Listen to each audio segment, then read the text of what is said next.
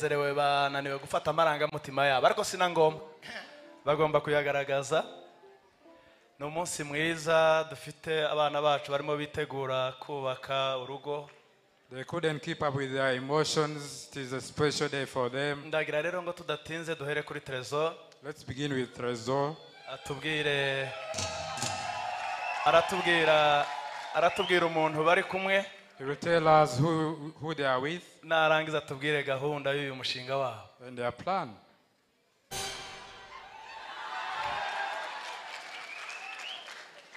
Yes, ashimwe. Praise God. Katuzamura Imana icubahiro. Let's raise our hands for the Lord God. Amazina yanjye nitwa Nkunderemye Trezor. He is Trezor. Fiancé wanjye yitwa Mutoni Sara. And her fiancée is Sarah. Tuhagazana imbere yanyu tuje kubatumira mu bukwe dufite. They are inviting you for their wedding. Ku itariki 21 z'ukwezi kwa gatandatu. On 21st June. Ubukwe buzabera gusaba no gukwa bizabera Caleb Garden ni haruguru gato ya gare ya Nyanza ya Kicukiro. It will happen at Caleb Garden. Yes. Hanyuma gusezerana imbere y'Imana ni mohani iwacu muri Foursquare. The holy matrimony will happen here at Foursquare. Hanyuma tukongera tugasubira tukajya kwiyakira hariya nanone. And they will return there at that place. Hanyuma turabatumiye. You are all invited. Kuza kwanyu ni inkunga ikomeye kuri twebwe murakoze. Your coming is a great offer. Bwana sifiwe. Amen. Praise God. Amazina nitwa Mwungura Rene. He is Rene. Fiancé wanjye yitwa Kirenga Immaculée. And she is Immaculée. Dufite ubukwe weekend itaha za tariki 14 z'ukwezi kwa gatandatu. The next weekend on 14th they have their wedding. Dote zatangira saa 3. The ceremony will start at 9. Church ni hano Foursquare zatangira saa 8. And the holy matrimony will be held here at Foursquare at 2.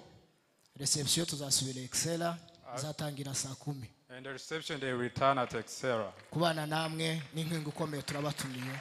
Being with them is a great blessing. Mwanyemerera ayo mashi tukayongera. A round of applause more again. Aba basore bombi reka mbavugeho nk'amasegonda make. These two gentlemen, nabanyetorero bacu kandi beza. They are our church members and they are good.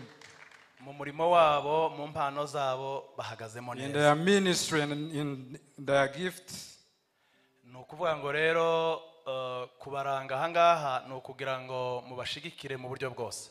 So showing them to the church is for you to support them in all means. Kandi kubashigikira so kubatwerera gusa. And supporting them is not about only giving them money. Ni byiza ko umwana wahangaha yakoze ubukwe azajya hindukira iburyo n'ibumoso imbere n'inyuma abona aba church members. It is good that a child of the church should see the people of the church having come to their wedding. Nibyo byiza kurenza uko areba gusa akazajya abona imiryango ye ndetse nabo bamwibazaho. It is better than seeing only his family members. Rero tubashigikire mu buryo bwo kubatwerera. So let's support them with money. Ariko kandi tuzitabire n'ibirori byabo. And our presence. Yes, azabaha umugisha. May God bless you.